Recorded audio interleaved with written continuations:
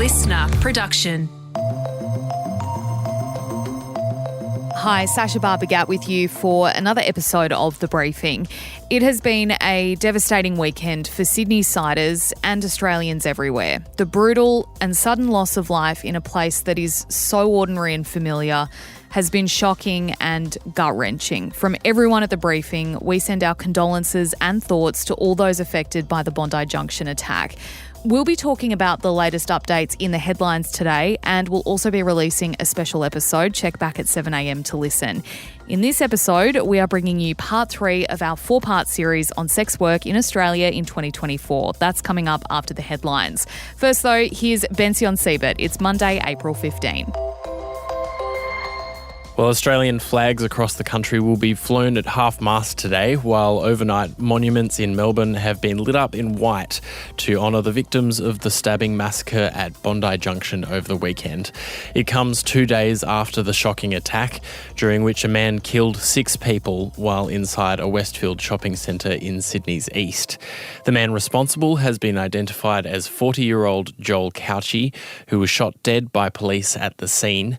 5 victims have so far been named. They include 38-year-old mother Ashley Good, 25-year-old Dawn Singleton, 47-year-old Jade Young, 30-year-old Faraz Ahmed Tahir, and 55-year-old Pikria Darshia from Georgia. A floral tribute's been growing outside the shopping centre all throughout yesterday and into last night. People were visiting the scene to pay their respects.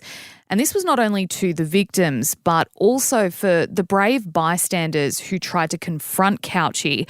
A number of onlookers used bollards and random shopping centre objects as makeshift weapons to try to stop him, and images and footage of that action is going viral at the moment. One of those people who did grab something and try to help was Silas Depro. Here's what he told Channel 7. I'm not gonna lie, I was scared, but you cannot just stay away and not do anything. Others also helped police in their search for the 40-year-old. And as I mentioned at the top, we will have more on the Bondi Junction murders in a special episode coming out at 7 a.m. Check back in your feed later this morning. After 14 months of hearings, Bruce Lehrmann will finally hear the verdict in his defamation case against Network 10 and broadcaster Lisa Wilkinson. Justice Michael Lee will reveal his judgment in the federal court today, 2 weeks after it was originally supposed to drop. The case was dramatically reopened at the start of the month to allow for fresh evidence from a 7 News producer. The verdict and analysis will be in our afternoon briefing later today. Israel's war cabinet has been given authority to respond to an unprecedented strike launched by Iran, but what that will look like is yet to be decided. Iran launched more than 300 missiles and drones at Israeli territory over the weekend, almost all of which were intercepted, according to authorities. Now, this represents a major escalation in the long-running shadow war between the two nations, and it's a response to Israel's strike on Iran's consulate in Syria last week, which killed 13 people. World leaders are urging Israel to show restraint, but the country's war cabinet minister has pledged to, quote, exact a price. And Iran, in turn, has vowed any retaliation will be met with a stronger response. Yeah, it's definitely sparking kind of talk of a potential for more of an all-out war in the Middle East, Bension. But back home, it is worth mentioning that there will be pro-Palestine protests around the country today. Now, these are supposed to be quite devastating to the economy. That is what the group that is behind organising them is saying in a quote. In participating cities, they'll block the arteries of capitalism and jam the wheels of production. So the cities that are listed to be included are Sydney, Melbourne, Brisbane, Adelaide, Hobart, Darwin and Canberra, as well as Geelong, Alice Springs and Castlemaine. So whether they end up being as big as promised is yet to be seen, but worth a mention here that they could potentially escalate. And Joe Biden and Donald Trump are being urged to participate in a televised debate by a bunch of US networks. Neither has so far engaged in a debate with members of their own party, which is usually a key feature in the race for nomination. 12 news organisations, including Fox, CNN, NPR and the Associated Press, have put out a statement saying the stakes of this election are exceptionally high and there is simply no substitute for the candidates debating with each other and before the American people their visions for the future of our nation. We'll have to wait and see if the presidential nominees adhere to their request, Bension. I personally enjoy a presidential debate. I'm a bit of a voyeur in that way. I like that it doesn't affect me directly and I get to watch them go at each other on TV. Yeah, it's lots of fun. We should also mention that this week also marks the start of Trump's first criminal trial. This is the one in Manhattan over the alleged hush money payments to porn star Stormy Daniels. These charges carry up to 4 years in prison. The American Constitution doesn't necessarily bar a felon or even someone in prison from being president, but Trump won't be able to pardon himself from this one because it's a Manhattan trial. But he will likely get a relatively hostile jury because it's a very Democratic-leaning area. Interesting. We'll have to wait and see how that one plays out. Bension, thanks for being here for the headlines. Look, as I mentioned, we will be releasing a special episode on the Bondi Junction attack a little bit later this morning. First, though, let's get into episode 3 of our 4-part series looking at sex work in Australia in 2024.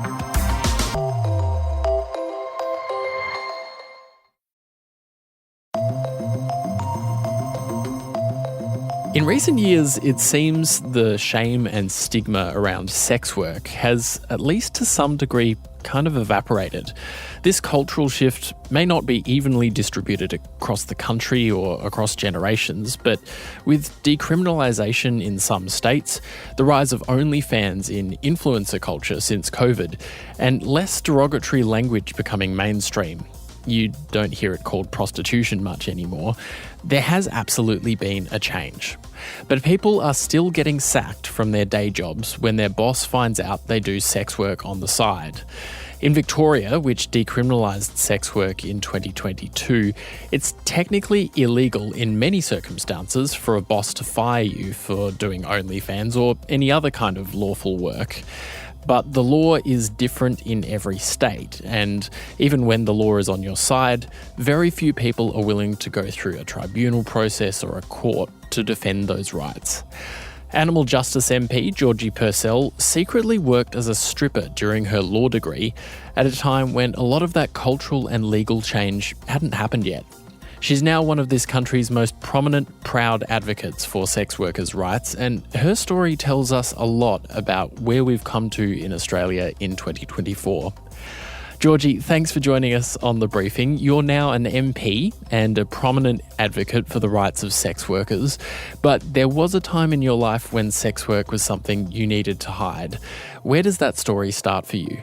Yeah, absolutely. So I started stripping when I was at university and I did the very best I could to keep it from my peers. In fact, one person knew who was my best friend and she was actually doing it with me. Mm-hmm. And it was such a private thing to me. And looking back on that time now, I think the conversation when it comes to sex work has really shifted in the last decade. That was in 2011 that I was doing that. What were you studying? I was studying law. Mm-hmm. And I guess long story short is someone found out, took photos of me and I got outed in a really big way at my campus but also online. And, those photos still exist to this day. That's the danger of, doing this to people. It lives on forever and, it can continue to re-traumatise you. But everybody found out about it and I was afraid that I couldn't become a lawyer because I really convinced myself that I wouldn't be deemed a fit and proper person as you have to pass that test. And it held me back for a really, really long time, really only until recently. And I decided to own that story when I went into politics. There's kind of the obvious, but what was it about that at that time that you felt you absolutely had to keep it secret? I think being a sex worker then or involved in, the adult industry in any way was still really stigmatised. And it, of course, still is now, but there's been a big change recently, I think particularly with decriminalisation laws coming in across the country and people having more understanding of, who is a sex worker and what is a sex worker. I always say, whether you know it or not, someone you love is or was a sex worker, but the reality is most of us keep it a secret, and many of us keep it a secret for a very long time, just like I did. I still, of course, receive of criticism. I'm a politician, with like a relatively big profile, and people absolutely try and use it against me. And that's part of the reason why I own the story. It's actually kind of disappointing that I had to, because I knew that if I wasn't public and open about it, someone else would be for me. Where do you think we are at culturally with that conversation? Because advocates have been saying for a really long time, sex work is real work. I think that there's been a fundamental shift in recent years with the rise of digital platforms and things like OnlyFans, of course, which, rose up during the pandemic. And that went from like an influencer inside their lives platform to a outlet for sex workers when they had no other option when we're in lockdown. I think that it's becoming more accepted and more normalised, but there's still this huge amount of, I think, shame surrounding it. What always amazes me is that criticism and that shaming most often comes from the people who consume it. And I often reflect on the fact that I got outed as a stripper and someone thought that was an awful thing about me, but someone had to be present there. Someone had to be there to take consuming the what photo. I was putting out. And, exactly. It happened to a friend of mine who was doing porn and she got outed in her workplace. And we don't step back and think, well, someone had to be looking for that porn to discover that she was doing it. Yeah. So I think it is starting to change. And I think that when I look back at what happened to me, I was completely left alone. Like I've been very open about my journey with it. I got diagnosed with PTSD. I was suicidal. Basically, everyone surrounding me abandoned me except for my best friend. And I don't think that would happen now. I think if what happened to me in 2011 happened in 2024, the criticism would be on the person that did it to me. And that gives me a lot of hope. All that said, and there is obviously a lot of stigma around sex work, there are also workplaces where sex work is kind of anathema or is seen as anathema to the ethos of the place, like people who work with children, people who do funeral directing. Some people might feel nervous about someone who does sex work also doing medical procedures on them for various stigmatizing reasons. What would you say to people who feel that there are workplaces where sex work is not appropriate as like a side hustle? I would say that sex work is a form of labour where we use our bodies. And nobody gets criticised when they use their body for labour in another way. We're not concerned about construction workers that might be, going off to do other jobs or, artists or performers. And it's this ongoing over-sexualisation of people who do that when the reality is if you get to know us, that's absolutely, not the case at all. In fact, sit down and talk to a sex worker and they'll have a lot of funny stories to tell you about the things they experienced in the job. I think it's this idea that we are, these sexual deviants who are, can't be trusted when it's, absolutely not the case. Do you see a future where other MPs, judges, police officers, people in really prominent positions are doing sex work on the side and doing that openly or have done in the past and it's completely open? I hope so. I'd like to say I hope so. And that's absolutely part of the reason why I'm very open about who I am, because I knew that when I got elected that I was going to be remarkably different to the average politician just by my age and, how I look, have a body covered in tattoos. And there was something else about me that I knew actually a lot of people would be able to relate to. And we always say, you can't be what you can't see. And I felt an obligation to be honest about who I was and very authentic about my past. And I think as more and more people do that, when it's safe and comfortable for them to do so, we will see this shift in acceptance. I actually had an idea, which I'm not going to deploy, I've never spoken about this before, about starting an OnlyFans as a member of parliament to be like, hey, look, I can do both and there's no shame in it. And just on what you said, there are so many people, especially, in a cost of living crisis, it's harder than ever before for many people where they are turning to sex work in secret outside of their usual jobs in order to, live and make ends meet. And we need to, I think, move towards a space where we're accepting and okay with that, if that's what they feel comfortable doing. We have seen examples even in Victoria where the anti-discrimination legislation is quite strong and sex work has been decriminalised, where people have been sacked for doing OnlyFans on the side. How much say do you think a boss should have in our online lives? Because it's not only sex work, it's also, you know, people who've tweeted things that people have been offended by or whatever. Where should an employer sit in that conversation? Yeah. It's a great question, and one that I often reflect on a lot as more and more young people enter politics, like myself. So there's soon going to be no MPs that don't have a digital footprint, right? The older generations, they got to do the silly things and survive it without anyone knowing about it.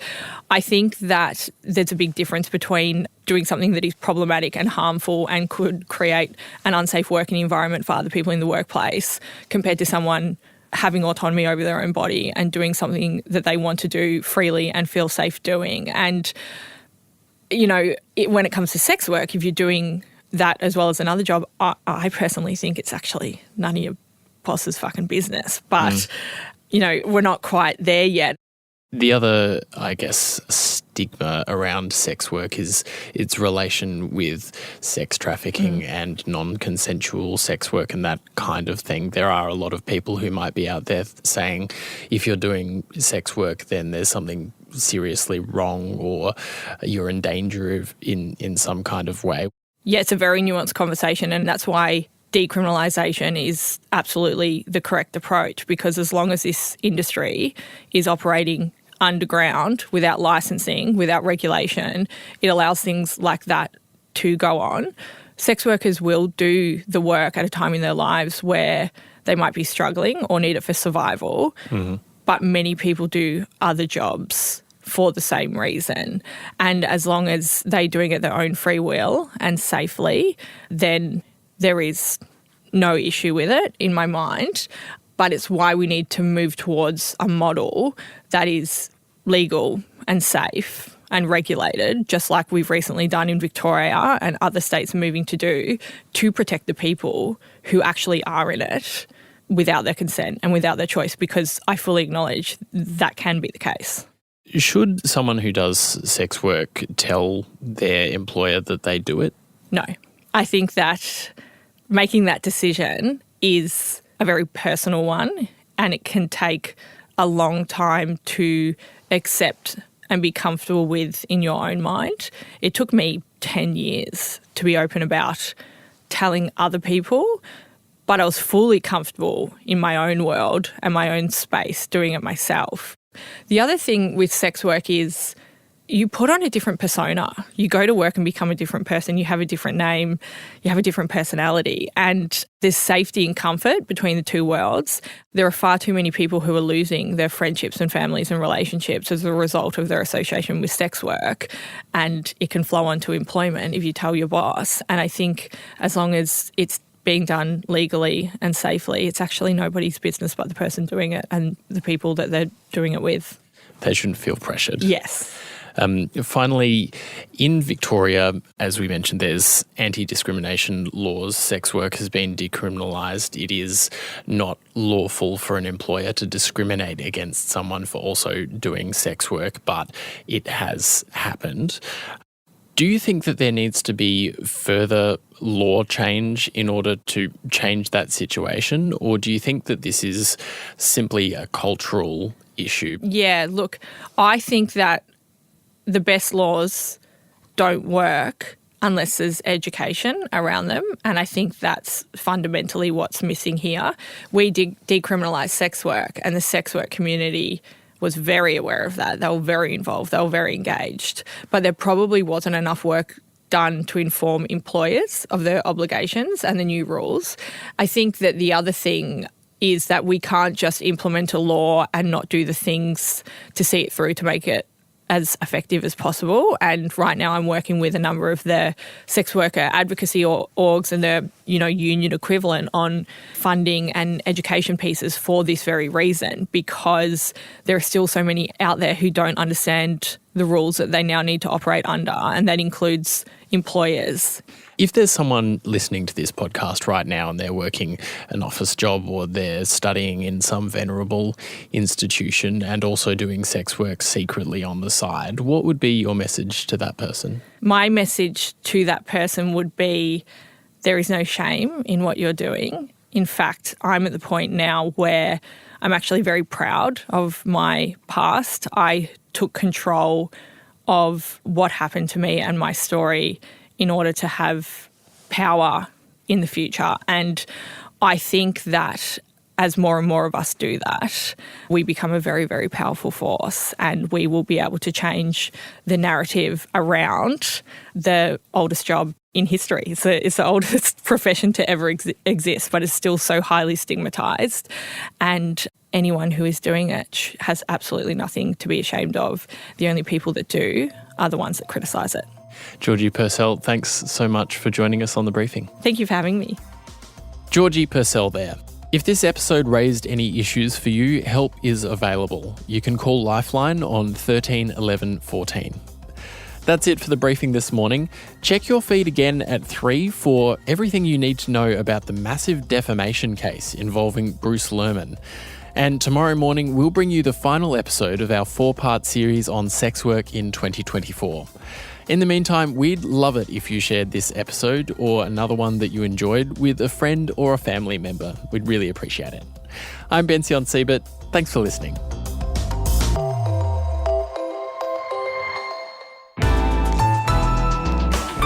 Listener.